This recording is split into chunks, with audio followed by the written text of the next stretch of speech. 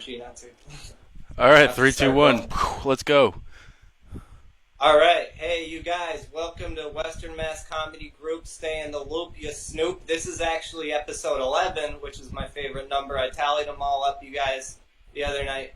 That means we've almost been doing this 3 months of keeping you entertained with things as we cover facts about snakes. We find out where Steve Yarbrough is. We cover interesting stories. We might even call you up on a surprise level. That's right, we might surprise call you. This is our first show pre-recorded. For us, it's live. For you, it's later. So you guys, I wanna get right into it. I invested in Moderna, right? Because I'm smart. They're the vaccine company, and they are on phase 3 of vaccine development. And I'm wondering, you guys, so if this vaccine, here's a hot button question, if this vaccine came out in 3 weeks and they didn't quite know all the side effects and it was a little shady, I feel like this might happen, by the way. They might pre-release this vaccine and fuck everyone over. What's your feelings on, vaccinating this shit in the future? I'm pro-vaccine. I don't think you should use experimental vaccines on the general public, though. I could totally see them doing that, though. We could have, like, the same shit that happened in Africa where they're, like, giving people AIDS, while they're, like, testing their blood and all that kind of shit. We could have that happen, like, in our schools. Yeah. I mean, I'm on psychotropic medication right now called antidepressants. I don't know how it's going to affect me even tomorrow, so I don't know what kind of secret serum they're going to juice into this whole thing, but apparently it's got something that can set off an antibody reaction that would, I suppose immunize you. What about you, Ryan? If it came out in 3 weeks and they said, listen, you should probably take this now. It's only going to be on the shelves for 2 days, and it's going around. Would you take that vaccine? Probably not. That sounds like a shady preposition for a vaccine. So that's how I encapsulate. Who's asking? By the way, vaccine argument. Yeah. Is it a door-to-door salesman, or is it who is it that's making this convincing? Is the guy like, excuse me, if you heard about the new vaccine, it might work, but either way, it's going to be gone. That's like a real drug dealer sales pitch. I don't know if it works, but it's going to be gone before you know it, so you better. That could totally, the reason it is kind of funny. That is what might happen is they might, rush a vaccine onto the Gen Pub, and it being 2020, I wouldn't be surprised if it, ended up, setting your feet on fire or something like that, like the hells of below the earth coming up to bite your heels. It just puts murder hornet eggs in your blood. Yeah, probably the vaccine. I don't know, but I don't think they'll be peddling it out there, And I'm not even trying to sound anti-vaccine. It's just it's such a new virus that it seems like it would be improbable that they could come up with a. Well, I guess the vaccine would be to immunize you to it, right? Yeah. Yeah. I mean, but where's the fun in? Yeah. All vaccines have, side effects. So we would just find out what those side effects were, and I'm sure there'd be enough people that are terrified of COVID and have to get back to work because they have families to support and shit who are going to take the first round of vaccines, and we'll know what the result is. I mean, if I was in a position where I were it were required, I would do it, but so far so good. Well, they did come out with one apparently. I wasn't just bullshitting today. 2 hours ago, this was posted. Moderna. I was smart. I invested in Moderna. I invested in shit to cure COVID, medical marijuana, and vicious oil stocks. But I'm more of a fan of early Moderna. Early Moderna. Vogue. Hey Ezra, thanks for the tip for Moderna, by the way. Good looking out, man. Fuck. I was hoping it wouldn't be obvious that I was trying to push my Moderna stocks on you, but no, Moderna, you should invest because check it out, they do have a vaccine, and guess what? It's promising. So Okay. Is What is that promising? yeah? What's the promise? You will not be sterile after taking it. it's a promise to trigger an immune response with mild side effects such as fatigue, chills, headache, muscle pain, pain at the injection site. An immune response. All that good stuff could happen from the vaccine. Okay. They say, or so they say, but this is science talking. So what? Hey, I mean, if we have a vaccine already, that's great news because I didn't think we'd have one for until like next, winter or something. Do you guys like the pictures that they're like? Everyone has like the gross, like you're looking under a microscope of like these little fuckers. I think it's fascinating, but you can tell them because they're gross looking, right? There's some pretty looking. I think if you get close enough to anything, like on the molecular level, it's pretty gross looking. No, it'd be nasty. You think a pretty girl's mitochondria is beautiful? No, it's all squishy and slurpy, just like anybody else's. These things have arms. That's not true. These things have 100 arms they latch onto stuff with. That's mad. That's super creep. They're And like they have swimming through with arms. They're like, oh, one of my arms will hook onto here eventually if she just lies still for. yeah, and terrible. they've got this layer of fat like around the outside of it that allows them to like survive in the air and shit. Like normal viruses die outside of a body after like Ryan. minutes. Yeah, Ryan. But I heard bleaching has some nearly toxic effects. Well, soap is fat soluble, so just soap kills like most of it. Yeah, it is. It's creepy looking, real creepy looking. I don't know why I got so upset, Ryan, about you trying to minimize how they all look the same. Because you're like, oh, you put them all under a microscope. I was like, I know, but my initial point remains that these ones are especially fucking creepy looking. All right, granted. Thank you. Just had to review the tape here. All right. So Clean fight, boys. We covered Moderna. If you also want to invest in Southwest National Oil, that stock's gone up a lot. And Green Thumb Industries is a new and emerging marijuana stock. And me, I invest in Litecoin, and I'm going to say Litecoin because I got audited, but I paid the U.S. government, so now we will accept payments in Litecoin for whatever it is that we provide in the future. Drugs? Guns? Drugs? I mean, kidnapping for hire? Yeah. All that shit. You guys think you think we should tone down our content or really amp it up and just, start talking in on guns and rights and all this stuff so that rights. so we can get my rights. Are we pro or against rights? These guys got their guns and their rights a little too much for our comfort. Yeah, my rights are really infringed upon as a white cis male. Seriously, it's my guns or no guns at all. No, I don't know. I fucking where are we going? I'll admit we fell off the tracks. All I know is that it's good to be back. It's so good. I don't know where y'all have been. I've been saying this from behind the curtains of 2020 since January that this was going to happen, and now it is. And we're going to talk about, you guys want to talk about the movie we chose, which is Demolition Man? Yeah, talk about rights being infringed. Yeah. Let's fast forward to 2036. That's when the movie takes place, in case you guys don't have the powers of intuition. Mm-hmm. In the future, that is. Yeah. No swearing, no meat, no alcohol, no cigarettes. No. I feel like this movie is trying to be a satire, but at different times it seems like it comes from the left or the right. Yeah. Like at first it seems like a right-wing satire because they're saying that in the future, liberals have made everything so sanitized that they don't know what to do with criminals, but then it goes the other way around. they can't handle the violence. They get all soft. You know what I mean? They show up and Soft and horny.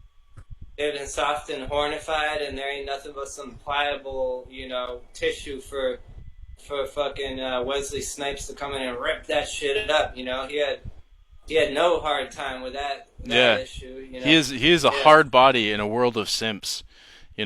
Yeah, he was set to smash shit. Right? Yeah. As soon as I can't believe they released him and didn't think he's just gonna be out there straight up murdering fools left and right. Like even if we gave him an agenda, give him an agenda, he's still gonna kill everybody. Or impregnate everybody. It's his coin toss. It's true. Yeah. He demolishes. That's his right. Yeah, he smashes. They should call it. That's what they should call it. Smash Man. Yeah, smash it. They have a few inside jokes where the guy's like, "You demolished it," and he's like, "Yeah, yeah." demolished it. Yeah, they had to get like the titular like reference in there a couple times. Yeah. They're like the old black guy is like, "Yeah, we call him the Demolition Man," and he's like right there. He's like, "Oh yeah, you did." You gotta make sure it's not just the name of the movie. That's his name. Yeah. Yeah. Where Ryan go? I don't like when the hosts of this show disappear off screen, apparently to do something more important. What's going on over there, Ryan? I think he's. You have something fun you'd like to share with the club? I think he's fathering his child. Jonan? He's tending to Jonan? He's tending to his son. I don't know why that's funny. Oh, that's not how you tend to your son. That was... What were you doing over there? Jonan came in to get some spaghetti. Okay. Hey, right, Jonah, what's up? What up, Jonan? Hello. In case everybody didn't know, which everyone does, about Jonan and his infamous duck story, soon to be foretold at some point. How you doing, Jonan? Good. Nice. Who's that on your shirt? Bob Ross. That's what I thought. Yeah. I Is got that a painting shirt? Well, as ever make mistakes in life, let's make those into birds. Yeah, those are birds now. Hell yeah. That's the government when they make drones. They're like, no, those are just birds. Classic G-mans. Yeah. Jonan, did you see Demolition Man? I watched like half an hour of it, and then I went to sleep. The part of it that wasn't R-rated, I assume? Because there was like maybe half an hour of it that was not R-rated. He was dropping swear words left and right. Oh yeah, I would have thought that this would be a movie that they would go out of their way to make PG-13 for the sake of who it appeals to the most. I would think this would be a between 13 and 17 goldmine.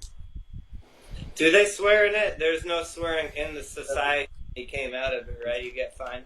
You get fined. That's like yeah.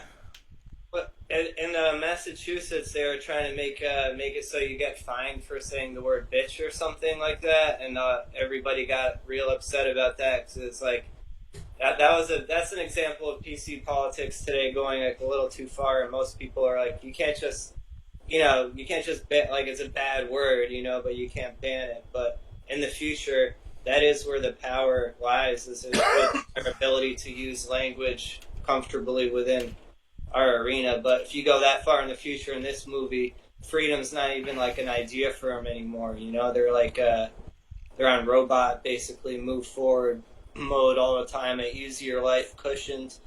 But I think before we get there, we're gonna get go up in flames. I can't wait for the actual planet is what I'm hyping to go fully up in flames. I would argue that we're already in a neoliberal dystopia that starves out the people that live below it. I would agree. I just didn't have the gosh darn smart words to use it with. The Gotcha. two main characters in this movie have the stupidest names that I have to imagine the screenwriters thought they would change after the third draft. Come on. Simon Yeah. Phoenix and John Spartan. Those are terrible names. Yeah. They sound like something like someone coming out of a stroke trying to remember, like a friend from childhood would say. Where's Hercules? You know? Yeah. John Martin. What was his name? John Martin? Was it John Martin? It was John Martin. No, Wesley Snipes totally sets the stage by being like a Batman villain right from the beginning. Not only does he have the blonde hair and stripy pirate pants, and he's got mismatched David Bowie eyes. There's so much going on. Mm-hmm, He constantly laughs like the Jim Carrey Riddler, all the time. Yeah. Yeah, they kind of pulled from the whole pool of their Mask of Rogues or whatever you call that. What'd you guys think of his laugh? Did you think it was a little too extravagant? I thought he pulled it off you'd have a hard time doing that possibly with his vocal range without having to go too high to sound creepy. But I felt like he hit that perfect high pitch level where it wasn't annoying, but it really cut through the air. I don't even want to try to do it, but the classic Joker chuckle it reminded me of. Not just Joker, but it's okay. He pulled from it. I thought he crushed the role. It was a risk, and I felt like he did a great job. I was buying it. I was all aboard the Simon Phoenix Express to Simon Phoenix, Arizona. It's over the top in all the beautiful ways. Oh my lord. So all right, we've covered Wesley Snipes. What do you guys think about? Let's go to the other side, the good guy side, the Batman side, the immovable object against an unstoppable force side, which was Rocky. Just kidding. Sylvester Stallone, played by Marky Rossiano. No, played by Jimmy Hoffa. No, it was. I like Sylvester Stallone. He's got that. He's got that. Don't fuck with me, but also I'm kind of a nice guy type of vibe, but also I'll beat you up on the top floor of a barn type of vibe that I can relate to. Yeah. Well, I like that he's like the classic reckless cop that doesn't follow any of the rules but gets results. Like in the back footage where they're showing, his greatest hits, and he walks out of the explosion holding the girl, and he's like, "How could you destroy that whole building just to save this stupid orphan?" or whatever he says, and the little girl is like, "Fuck you, mister." Classic.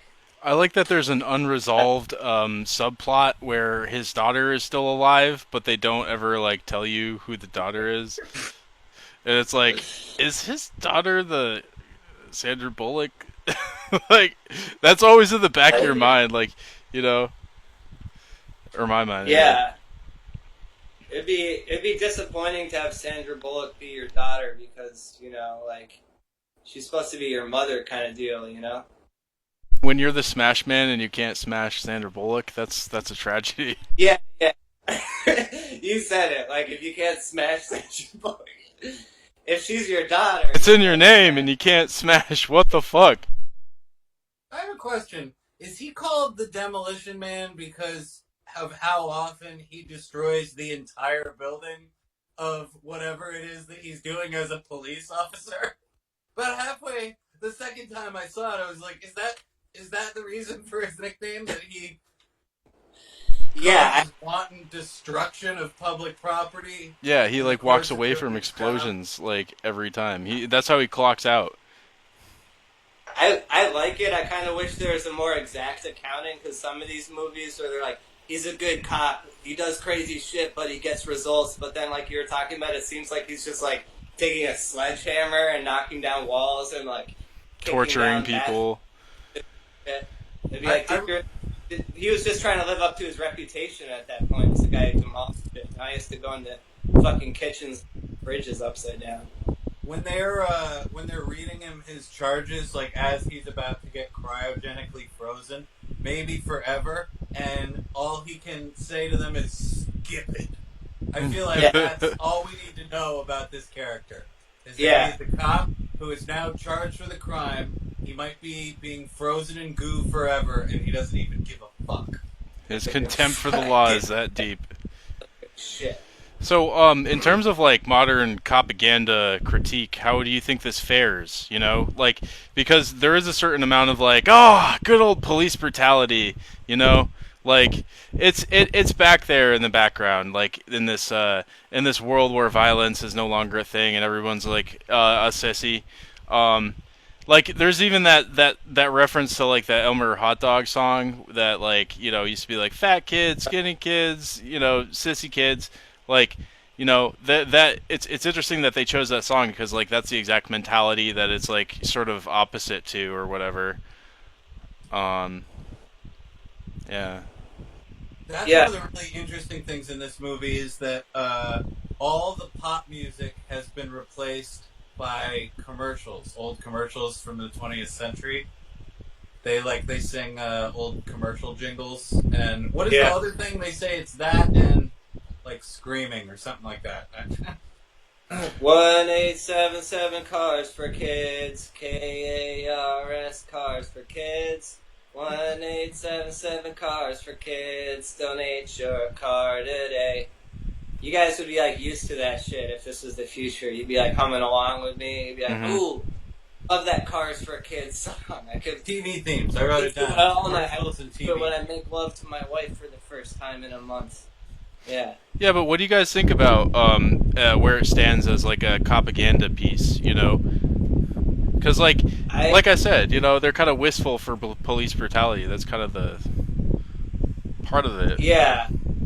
Well, I mean, I would see that as sort of the way that people now can be nostalgic for like westerns, a horrific time of human abuses on all levels, and people can still see like the good in it. So I see it's like a satire because they live in an even more sanitized world where they have even less personal freedom. And so Sandra Bullock is this character who is like obsessed with, in particular, like 1990s, like sort of like cop show culture. And you could see where you would be if you hadn't lived it. You would be, you would be really wistful for it because it would seem simpler and probably like more free compared to the sanitized civilization that they find themselves in. Totally. It's about good old-fashioned police work where no one else is willing to do the job and take down this Wesley Willis fella. Who are you gonna call then? A social worker to come take down a man who can take down 11 security guards and 3 taekwondo monsters? You're right. That's the a social worker and a taekwondo monster. That's not fair, Who you gonna call? You're gonna call the police. You're gonna complain about the police. And at the last second, who you gonna call? I'm like being the ignorant component of this show. I'm gonna spice it up with some ignorance. Well, what's interesting to me is that even though it's kind of like pro-police and even sort of like, treats police brutality as a sort of like, wistful notion, like he doesn't torture anyone, he doesn't like break into anyone's house, he doesn't actually violate any of the, things police aren't supposed to violate, like they don't really. Well, up until he goes and attacks the protecting property. That's like the main thing they do is protect private property, and this guy doesn't give a fuck about private property. Oh no, that's totally true. And also he like does go confront the dude and like shoots his like conference room up and stuff, which is definitely off the books. He's out of pocket. I would say most of the time it seems like as an agent, like. I'm not saying I'm disapprovable. It seems like he's steadily out of the pocket as a police officer, just, the guy is showing up to work with like a gruff look on his face and no one fucks with him type of vibe. Mm-hmm. But, but he, he's the protagonist of the movie, so you're going to expect too much bad from him. But the problem with police intervention in like modern times, it's like, abuse of physical power, and that's the same thing that Sylvester Stallone uses in this movie, in the same way they're like, oh, he threw a grenade and blew up 2 cars, and, I made a big mess, but he dealt with it. It kind of makes it sound in this weird right wing like the only way to that this could have been dealt with is through this man's brave, violent actions, and that's the problematic police mentality a lot nowadays. Yeah, and then there's this like quasi-socialist moment where the underground people are stealing food, and he's like forgiving of it. He's kind of like astonished that like they have to go to that length for to eat. So that's. Oh yeah. How about those people down there? They're actually my favorite part of the movie. I think they're like the common man and actually the heroes of the movie in my mind. They were the ones who were like, yeah, we ducked out on this shit. We may have to live with less and do it in an underground, more dirty, dirt-caked fashion, but we're not falling. And they're not brainwashed. You know what I mean? They avoided the brainwashing by staying underground, just like good hip-hop. So I would... And he was nice to him. Yeah, that was a very Jesus-like, not to make it Christian, but, he was not a character of judgment at some points either. Yeah, I honestly, I see, like, Jesus' teachings and socialism as being kind of, like, the same thing in most regards. Yeah. Yeah, that's true. I typed in just on my computer, I don't know why, Sylvester Stallone, and all the photos are just him, like, all ripped up, like, oh, shit. Oh, can we talk about the fucking wax figure that the camera rotates around for the first, like, 3 minutes of the film? Like, yeah, that thing is in some rich guy's house, Like, it's just, like, in some, like, closet. He pulls it out every once in a while and just, like, hangs it from the chandelier and, like, just lays in bed and jerks off as he looks up at it. Yeah, probably on Planet Hollywood.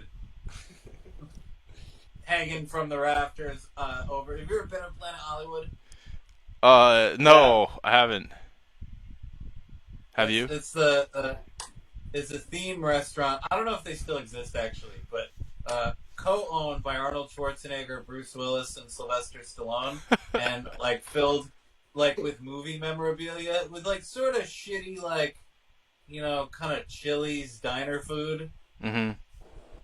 And pretty terrible. Sounds kind of excellent. Yeah. But they had. I remember there was one in Florida that had a body, a whole of one of them. I think it was Sylvester Stallone or Arnold Schwarzenegger that was hung like a whale in a museum from the rafters. And it could have been that. It could have been that one. I love the idea of like effectively eating Applebee's food, but being surrounded by like props from like $1 million films. He's saying there was, I don't think that's what he said, but I was imagining like a naked statue of Arnold Schwarzenegger's body, like twisting around, like hanging from a chandelier. You know what I mean? You look up and you see a naked Arnold, like speckled abs gleaming in the dew. This is tip dangling, That's not. Hey, you know what? I don't care if it's in some rich person's house or if it's in Applebee's. I'll be there and I'll be jerking it. You can quote me on that.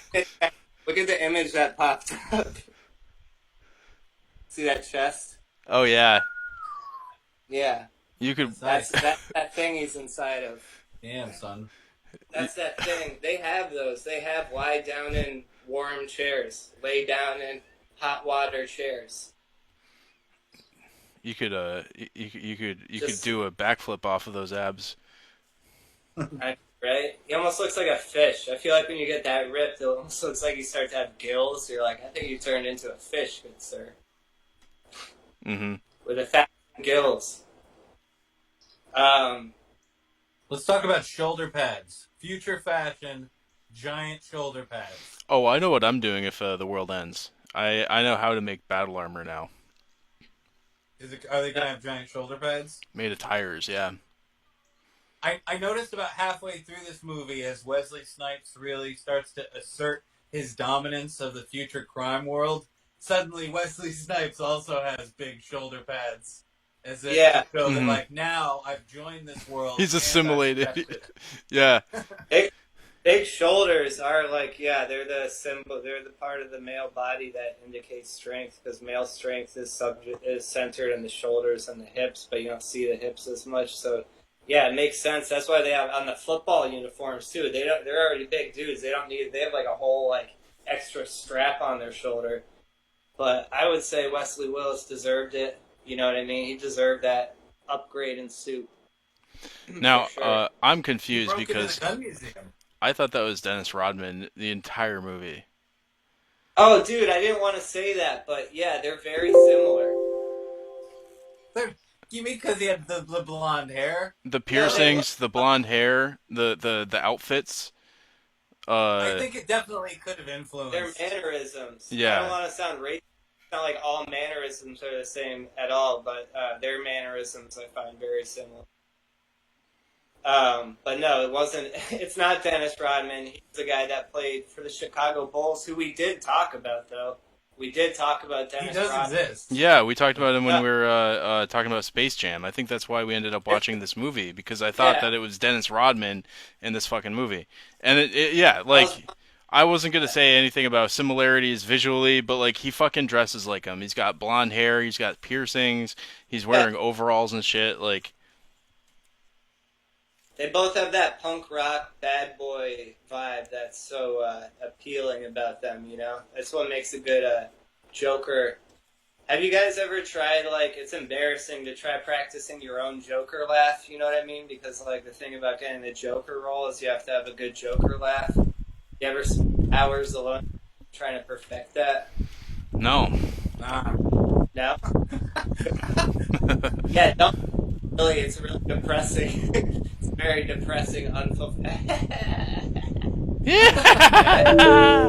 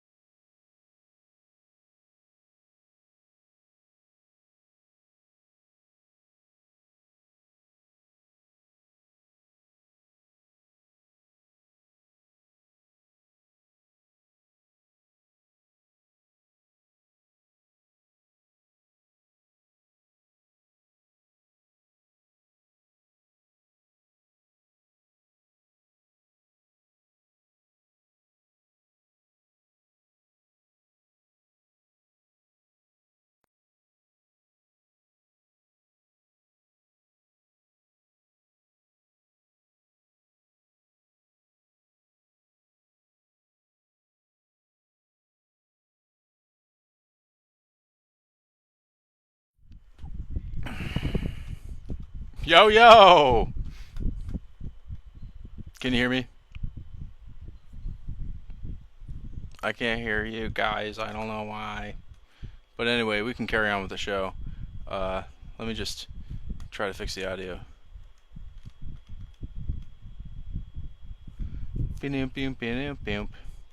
Yeah.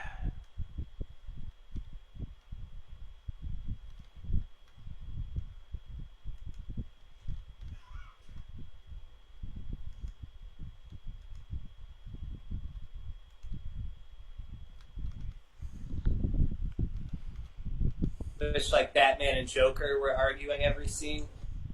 I felt like they had a pretty snappy like back and forth, you know, like they were kind of cool together. I would have liked to see more witty, you know, fight battle, like feeling cold, and then he throws an ice block at him type of shit, you know. I wrote down one of my favorite exchanges just from what you were just saying between them is Wesley Snipes says, I actually forget who says what, but one guy says, be well, and the other guy says, be fucked. I like that. It's very honest, yeah. Yeah, this guy- movie, I really like the way it is written. It made me giggle so much. Yeah. The set pieces are also really good. I love the museum fight. Like, it goes from the like weird like Molgoth font like Hall of Violence to like this like underground subway section. It was just like a really cool transition from scene to scene. And then the same thing with the freaking the cryo chamber stuff. Like, that whole fight was cool That was too. cool. I thought that held up Yeah. to like Star Wars. Dennis Leary kind of plays like just a version of Dennis Leary that lives in the sewer Yeah, I in know. this movie. Like at one point he goes on this whole rant that's just like that song he has about being an asshole. Mm-hmm. He's Oh like, yeah. He's like, I just want to get like fast food, you know how he is, and I was like, oh, that's cool. They're just letting him like do his act, even though he's supposed to be like the leader of the fucking sewer resistance, and he's like making jokes about reading Playboys and stuff. He's a rambling old fool, just as true to life, you know. I mean, maybe that's the secret to the next revolution. Maybe we need a comedian who can just like make lots of people laugh. I like Dennis Leary and his sour bravado, you know. I like the way he brings a sour form of masculinity. Yeah, he's sassy Like, as fuck. He's always, I'll fucking fight with my dick Yeah. out. If I like him as an actor. I'm not like that big of a fan of his stand-up though. Like, yeah.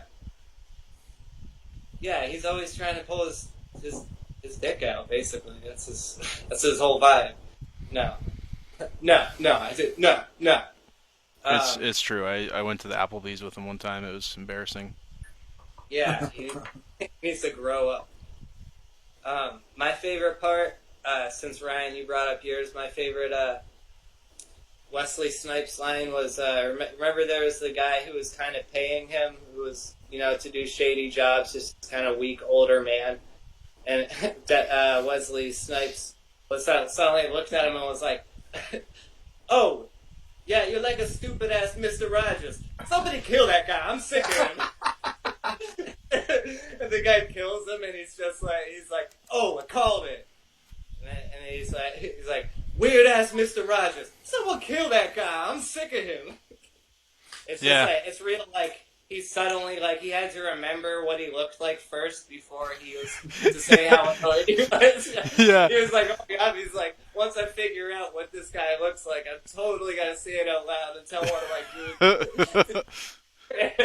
He's like, what's his name? I really want to murder him. I love the idea of like keeping someone alive until you can come up with a good one-liner for him.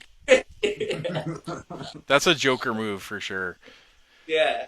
I like when Wesley Snipes is going through the Rolodex of people towards the end, and he goes, Jeffrey Dahmer, I love that guy.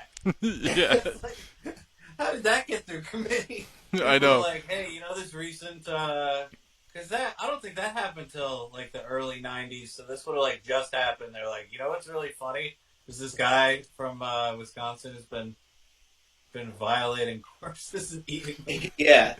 Throw him in the mix. You can't be too glib about Jeffrey Dahmer, really. It's kind of a touchy subject to just break out and. But he is the bad guy, you know. You can't expect too much. Oh, you know what and else? you're bad guy. He would like Jeffrey Dahmer. If anything, it could be pro Dahmer because he's pretty cool. So you might, if you're a tool, you might just be like, oh well, he's cool. So now I'm pro. I'm pro Dahmer now. In the future, the crime of murder has been changed to the longer and more redundant murder, death, kill. You would use it as a verb. We've got a murder, death, kill, or we've got 4 murder, death, kills. Really I like stupid. They did that. Yeah. They should just say murder, death, kill for each one. Yeah. I like it. I like how it like tried to make it simpler, but just said the same word 3 times as if you didn't know they all meant the same thing as each other. It's like, oh, you don't know about murder? Maybe you know about death. You don't know about murder or death? Maybe you know about kill. Boom, all covered in one word, you know? I love what they do with language in this. Like the way people speak in the future is very familiar in terms of like feeling kind of Orwellian or something. Like it's not entirely like double plus negative kind of shit, but it's definitely got that like kind of creepy positive framing Californian thing around it that I thought was kind of a nice touch. You know what? Yeah, totally. It was visually pretty stunning. What was I? I just had such a hot take I was about to do about Demolition Man, but it was a good choice, if nothing else, you know. And who was it directed by? Not that I give a fuck, but who was it directed by? I don't have my browser open. Maybe they need our promotion. You know what I mean? They're like, shit, man. We need every last shout out we can get. We hear you, Demolition Man. Let's pay homage to the director who brought this all. Oh, I know what I was gonna say. What resonated for me was like in the initial scene in the future when Wesley Snipes comes back and he's like ready to fight, and they're like, "Sir, you can't do this." It made me think about like in scenes in public where actually violent confrontations start.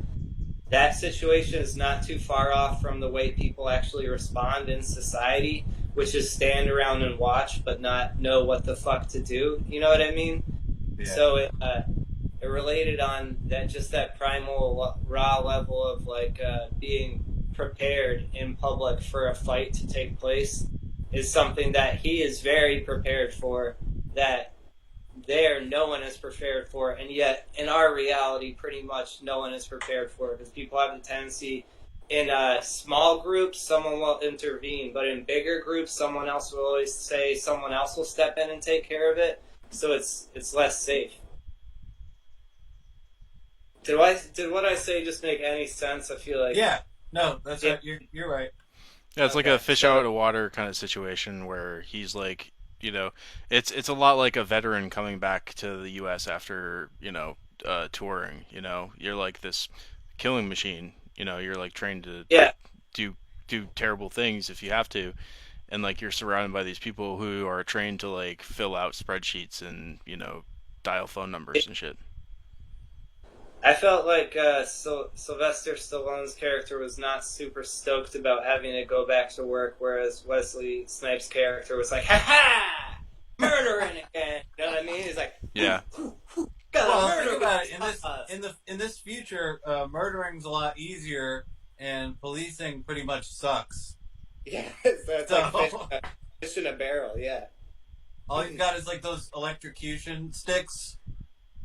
I wish there had been like a 30-minute long just Wesley Snipes killing people montage. You know what I mean? Yeah.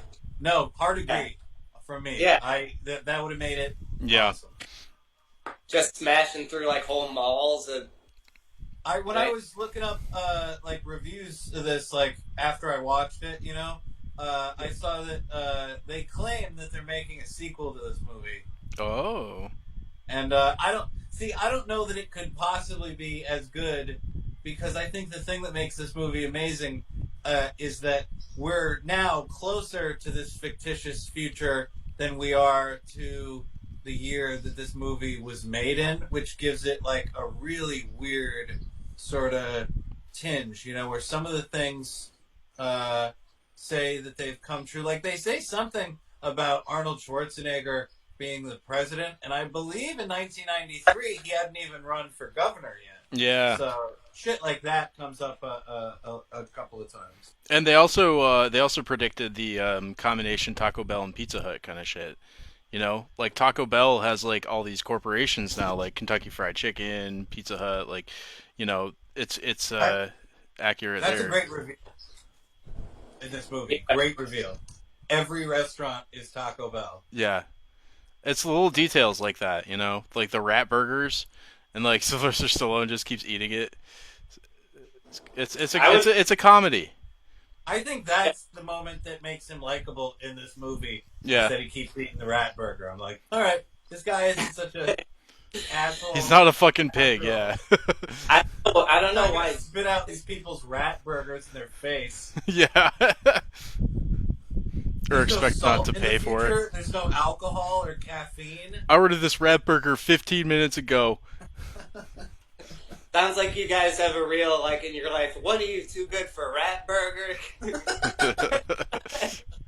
Like the twos a year, like, yeah, I know he was a good guy. Like, I really liked him once he, took a bite of that burger. I know. Ezra, do you remember that time we went to Spicy World and me and Ryan were just eating the most like savage, disgusting shit, and you were just like, no. We got down with some nastiness. I would eat a rat burger. I didn't know. It makes sense as a sign of humility, I guess. To, But I wouldn't eat the rat burger if I had to bite through the bones. That's the only weird part. I don't want to eat any. Oh, That's yeah. my objection with the rabbit that we had in Chinatown. Yeah. It wasn't that the rabbit meat wasn't great. It was that it had like fucking chunks of bone in it. Mm-hmm. And Yeah, I don't want to eat around tiny chunks of bone. It's not a cultural thing, I don't think. Yeah, me neither. It's just tedious. Yeah. I love that hot pot though. Oh, fucked me right up. I want to go back today. Anytime. Yeah. There'll be Once more. the COVID is over. COVID ain't going nowhere, dog. I might have to learn how to make hot pot myself then. Hot pot. I always fight with whether to learn how to make sushi or not because I love it so much, but it seems like, kind of detail oriented for me. I mean, if you actually want to become a sushi master in Japan, you have to like cook rice for 8 years before you even get to like start assembling the sushi. That's why I'm intimidated. Yeah. Even I mean, though, they take like, everything seriously over there, but That's why I bet they have really good sushi, right? and good whiskey. They wouldn't keep doing it if it didn't get results. Yeah. Detail oriented. Yeah, I hear in some cultures they wash every grain one at a time, and if another water grain gets on that grain, then they throw the grain out and start all over again, almost like in a self-punishing, almost like weirdly Catholic, like, oh, these rice grains shall all be perfect before the eyes of the Lord, who's actually just their dad who forced them into the restaurant business. Yeah. Well, Yeah. they're all hung up over their ancestors too. Like ancestor worship is a big deal in a lot of Asian cultures. That's cool. I think it's cool. My ancestors were all dead white people. I know that much. Yeah. Yeah, I mean, we probably have a different relationship to it. Yeah. Because I was just thinking, like, familial lines are fine. I think you can have that maybe for the people you knew, but once you get back, you're like, I'm sure these people were great and everything, but one thing they all had in common was they all did some dirt. Yeah. Even dirt of omission counts. They all did some Yeah. dirt of omission. Ah, yes, my ancestors, the people who brought you the Trail of Tears. Yeah. You almost don't want to know. You couldn't even trace it. It'd almost be like you'd have to look at the line and be like, I wonder where between Ireland and California my dirt was did. Like... Oh, I have, my descendants fought on the correct side during the Revolutionary War. I feel like I would have been a UK nobleman enslaving, like, another white guy to, harvest my fields and stuff, and he would have moved away from me, and I would have been like, what the fuck, now I have to go to America, and learned all over again, and then moved to California, but not until I abused my white authority a little bit first in Connecticut first. I feel like that's my ancestry story. It all ended in Connecticut with mild racism and just came up 90 miles to Massachusetts. Not proud of it, But I brush my teeth, put on my hair gel, strap on my white t-shirt, make as many people hate me as possible. Put on my clown makeup. Put on my clown makeup, Strap on my dildo. My backwards butt dildo. What if there was a backwards dildo where you I put on my clown makeup, strap on my reverse dildo, and I go fuck myself. What if someone wore it just because they like to look like a tail? You'd be like, "Are you sure? Sure, it's just to look like a tail." I don't know.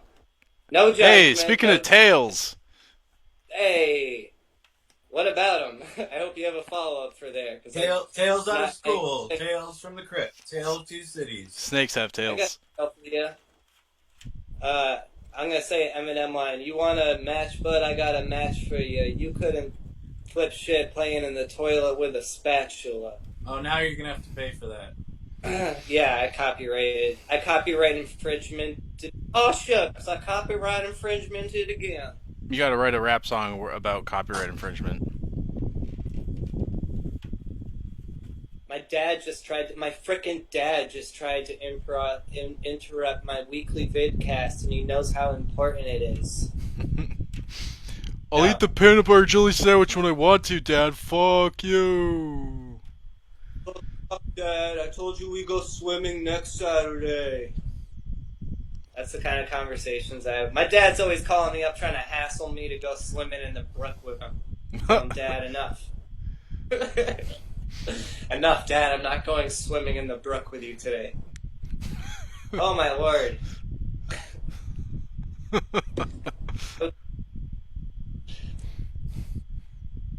Okay, you guys, I think it's time we get into it. Our two biggest fans love it. It's one of our top ranked sections of the show.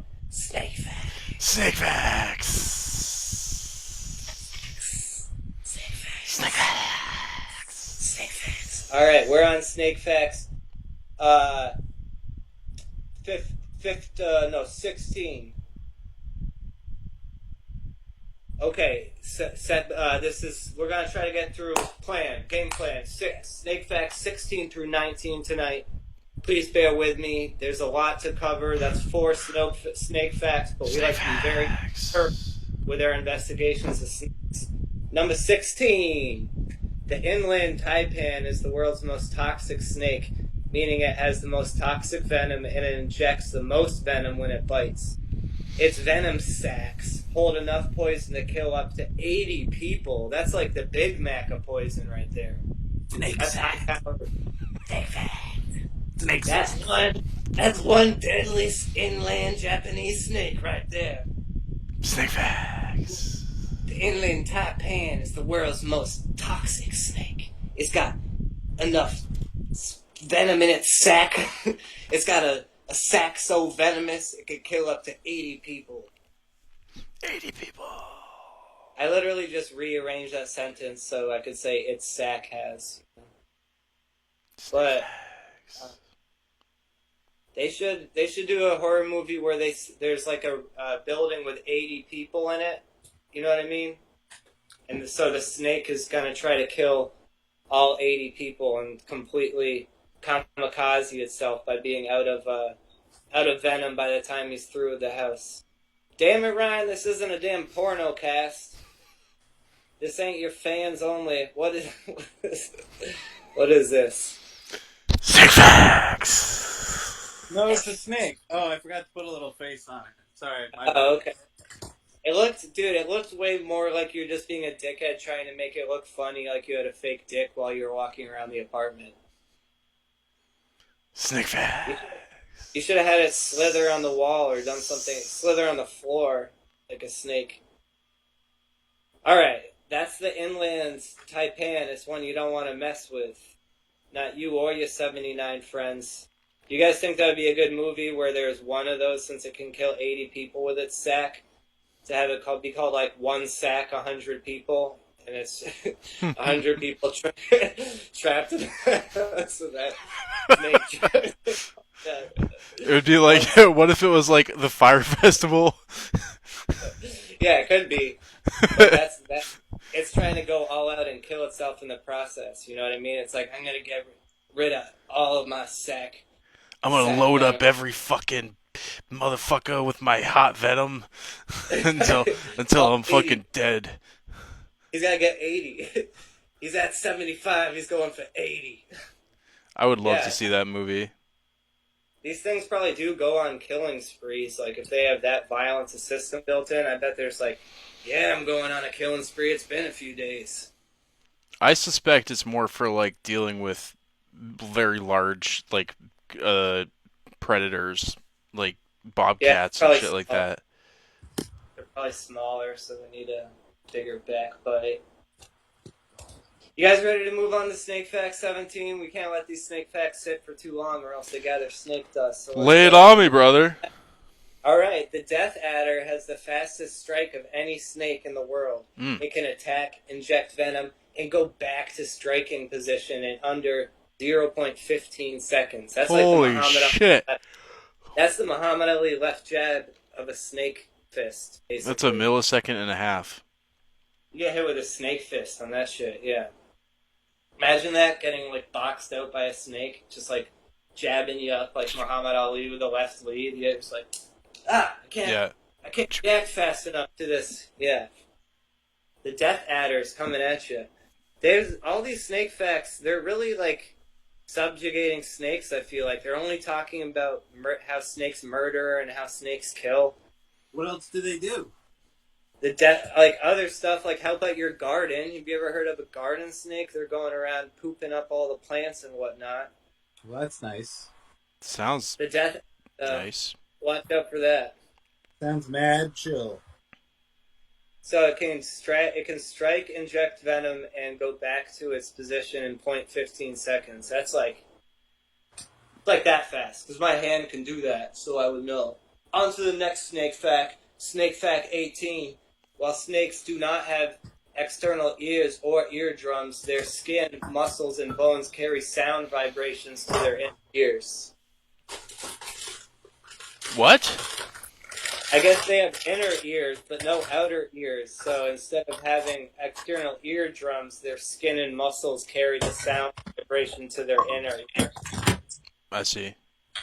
So it's like a computer without an output module, kind of, you know? Mm-hmm. Interesting. Kind of like how we have a little eye in the center of our brain. Or like how bats echolocate. Like it's all like based on location and shit, how they adapt to touch applied. I like my pineal gland reference. I liked it too. I'm sorry, I didn't mean to downplay your pineal grade. No, it's my fault. Gland. No, it's not. We can talk about the pineal gland if you want. You're looking down shyly, like you're like, I shouldn't have brought. I'm shouldn't sorry. even brought it up. I shouldn't have brought it I up. don't know why I brought up the pineal gland. Now you're gonna turn me into hydrocortisone or whatever the fuck. Exactly.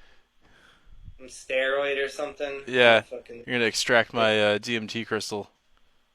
What if it hits you so fast that it's too fast to even suck out, too? You know what I mean? It's like, oh, it got sucked in twice as fast, too. So you go to try to suck the snake bite out of your friend's porch. Like, imagine your friend got, like, bit on the tricep and you had to, like, suck your friend's tricep. Or, like, right here. Like, right there. Just yeah, like right there. Like that's right, a pain. Yeah, like right there. Right on the nerve, right on the brachial line, yeah. Yeah, you might be too late, you know what I mean? With a death adder, at least, because he strikes so fast. Yeah, I mean, and then he can strike you again. Yeah, he can keep on until he decides to... What if that's just his left jab, then he has a huge right snake, who, like, you know, his left catches him off, he's like, right snake! Like a big, you know, hammer-sized snake comes out with a right cross hook, you know? That's how snakes should roll. Have they made a character whose arms are actually snakes and he boxes you with snake fists? In Dungeons and Dragons, there is a race called the Yanti who are snake people, and they use magic to create all kinds of abominations. One of them has snakes for arms. There we go. Yeah. So I guess I couldn't be the first. I was hoping I could be the first guy with snakes for arms. Ugh, I should make like a monk character who's a Yanti with snakes for arms, so he can just be like flurry of blows, just like poison, poison, poison, poison, poison. You know your nickname's gonna like be by default Snake Arms, though, right? Yo, I don't fuck with snake arms. I mean, why would he? Why would you? His arms are snakes. You know what I mean? Mm-hmm. I would just be like, yeah. Well, that's why they say don't fight a snake, you know? Don't fight a snake. Snakes are excellent boxers. It's always got a faster rate, no matter how fast your left jab is. That Black Adder's left jab is always a little bit. No matter how many sit-ups you did, the Black Adder is just as many sit-ups as you. How many push-ups? Black Adder's done 2 more than that. That snake's gonna beat you at boxing. Yeah. If you had 2 hands that were both snakes, would they have separate personalities or sort of work as one? Because it would be a bit if they fought with each other. That would be a good bit, yeah. I would like if it was one snake divide, not to be greedy, but I would like, you know, not have to handle 2 whole snakes. It was just like a snake entity type personality, not like they're actually snakes. What if They're like just arms, but snakes. what if it was like a snake trainer and like he had to like keep the snakes like behaving and stuff, but like he couldn't hold his like whistle because his hands were snakes. So he'd That have to sounds like he'd have to sing. He'd be like ho ho ho ho ho ho. That sounds as fun as having a weight tied onto you. Ah! Ah! Ah! If you instead tie a weight to my ankles and throw me in the ocean, that's how awful what you just said. Mhm. Yeah. These just pull the fucking front- snakes! Ah! Yeah, you could get taken out by a flock of snakes at any moment. And Don't forget, in the New kids. York City, everyone knows this. The snakes on the New York City subway are a big problem. No, it's the rats there. I don't know. On to the okay. next fact. I was like, I didn't know that. I was thinking about it. I was Yeah. like, did I know that? I was like, is there a was- movie about that? Snakes It's on a Train? plane. I on a think they plane. made like a rip-off called Snakes on a Train. Does it have Does it have a knockoff Samuel L. Jackson in it? Yeah, Sam L. Johnson. Yeah, Samuel L. Johnson. Sam L. Johnson. That's like his white-black counterpart villain. Yeah. Samuel L. Johnson, yeah. Oh. For when Samuel L. Jackson is available, you can call Samuel L. Johnson. It would be like a white guy with like a full body birthmark. Yeah. Hi guys, I'm Sam L. Johnson. Oh fuck.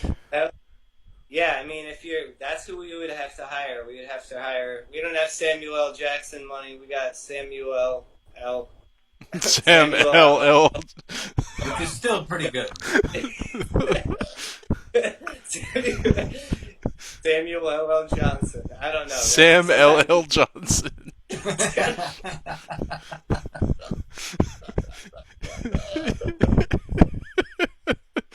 Oh shit. What's snake fact number 19? Okay, yeah. Some snake facts. Some snakes have been known to explode after eating a large meal. For example, a 13-foot python blew up after it tried to eat a 6-foot alligator. Whoa. That's ambitious. I gotta admire that kind of ambition. Don't eat anything bigger than half the size of your body. Yeah, as a rule.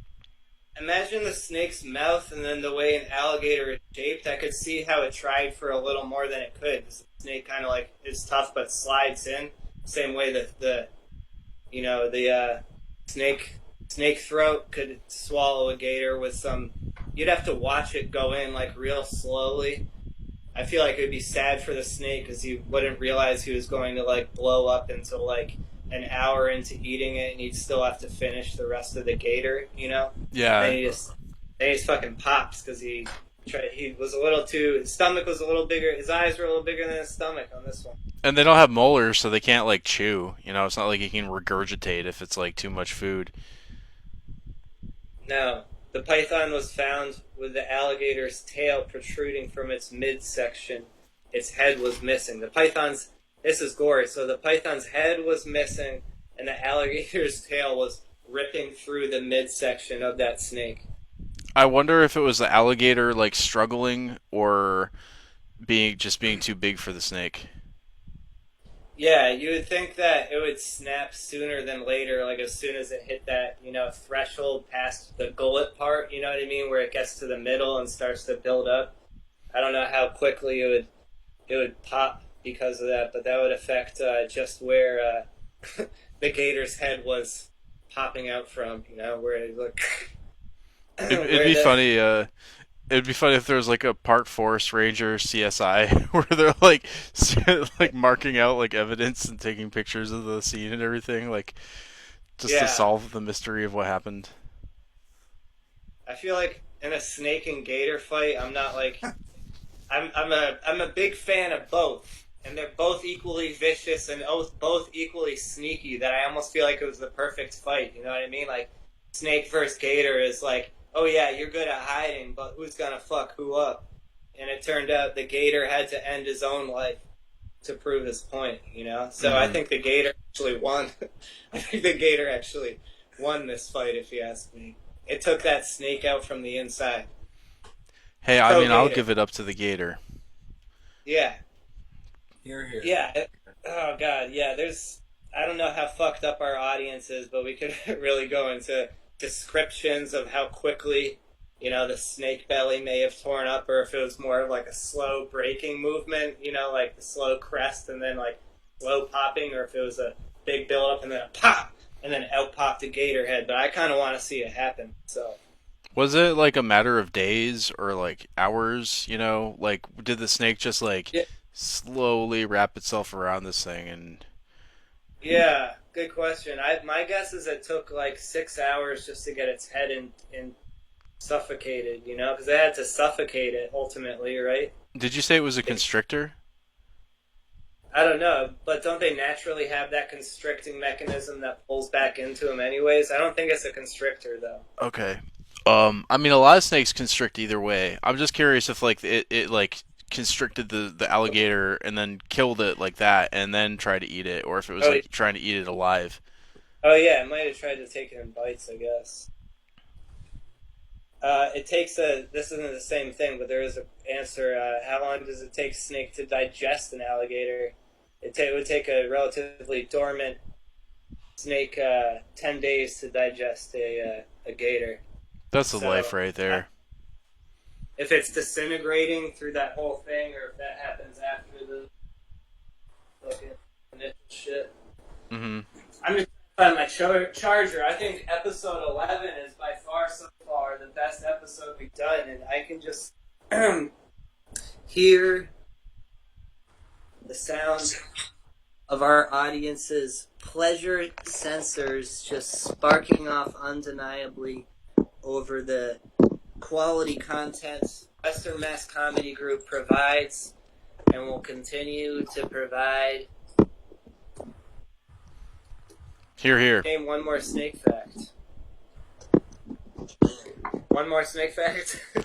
Yeah. One more snake fact, folks. Let me get my phone shit ready. You ready? Lay it on me. Ready? Because I'm not. Here on. Okay, snake fact number 20. The word snake is from the Proto-Indo-European sneg, meaning to crawl. Creeping thing. The word serpent is from the Proto-Indian European root, meaning to crawl or creep. So they got it bad from the start. They're getting called creeps from the get. They're getting called creeps from the get-go. I mean, that's fair. We did evolve from monkeys. They were probably fucking us up pretty bad for a long time before we ever got out of the trees. Yeah, that's true. This is the second podcast in a row where we talked about snakes and monkeys and how they exist with each other. I'm personally happy with. Go.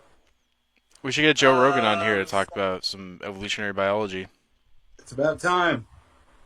We should. I'll text him. We should. I actually, I did the dumbest thing ever. Like, sometimes I have that fantasy about reaching out to celebrities online. And I don't know Joe Rogan's a health fitness guy, so I didn't know what I was doing, but I went on Twitter and I messaged him, hey, do you like massages? Nice. Oh, shit. And he hasn't responded back yet, but I was hoping maybe I could backdoor my way into being Joe Rogan's massage therapist. So I started with the obvious question. Like, I need to know if he was into it, first of all. I had never heard Joe Rogan talk about having a massage therapist. I think that's a woeful mistake on his part. And if he can see this, Joe, please, you need massage to balance out your cortisol chemical level. I've been seeing them spike through the roof on your Russell Brand review. Ezra needs to get his hands on you. And you will thank him. You will. You will, Joe. No, Joe Rogan would beat the shit out of probably all three of us combined. He's actually a short guy, but yeah, he's a trained fighter. No way, man. I could take him. You could take Joe? Like he's like fucking 50 years old, you know.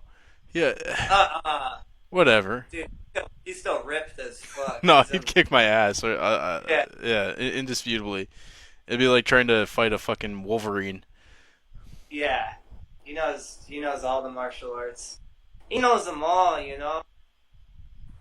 Every karate chop. Every karate chop in the book he has got down pat. So we've covered Moderna. Make sure you invest in Moderna. They've come up with vaccine round 2. I'm gonna propose a topic right now just to get us back on track, you guys. What do you think about the possibility? You know, because Ryan and I are stand-up comics.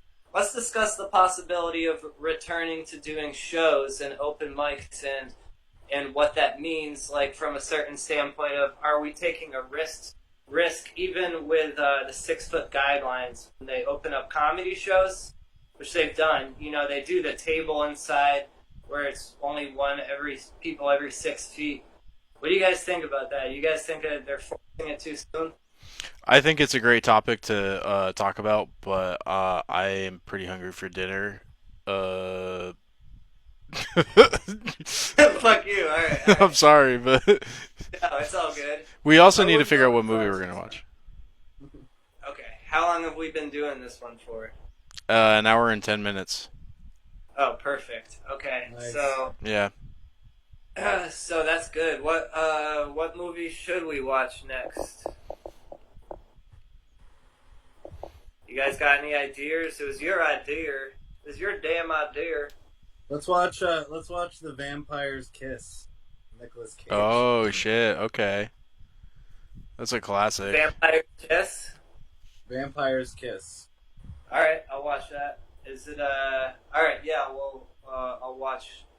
I won't reveal any of my cards too early. I'm just gonna be silent. The rest of this, I've already said too much. But thank you guys so much for tuning in. We're gonna watch Vampire Kiss. The Vampire's Kiss. The Classic Vampire Kiss. Nick Cage film.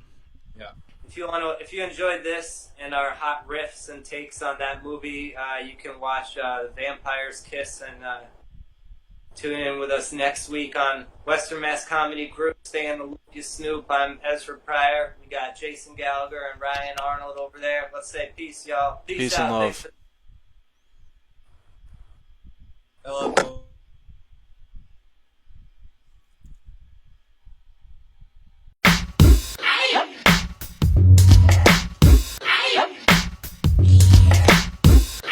Welcome.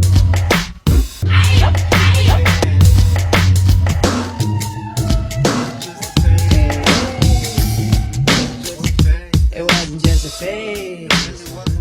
It wasn't just a phase.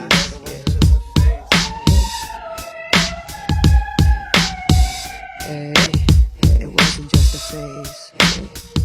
It wasn't just a phase. By day, got bays that swoon, falling on their knees in my living room.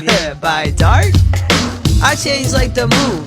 Haunt the night like crickets in June. This cricket my neck tick like rickets. I'm bent, weight out of shape. Superman with a thicker cape. Find me some men soon. Rip me some flesh wounds. Chew me some delicious. Thank you. I'ma stalk you in the forest, cause that's where I get on my best neck. Yeah, I'm on my ass tip dodging. Yo, silver bullets ain't lodging. Who next? It wasn't just a phase. It wasn't just a phase. It wasn't just a phase. It wasn't just a Look like a hipster with the shaggy hair, but I got fangs and claws on the size of a bear. And I'm getting sick of restrictions, fatigue, conniptions, sick need blood and flesh prescriptions. That fence the Mormons built, it ain't strong enough. They got it up, but I'ma drop it, yup. Eat your bones, take the blood and sop it up with communion bread. Soon I'm fed, but for now gotta rally the forces, fortress down to the ground. And when I get the head priest, I'ma pound them down. Howl at the moon as I do so, as I move through household after household. Eat them while they're out cold or awake. sure to take advantage of free food. Don't wanna get eaten? Better stop staring at me, dude.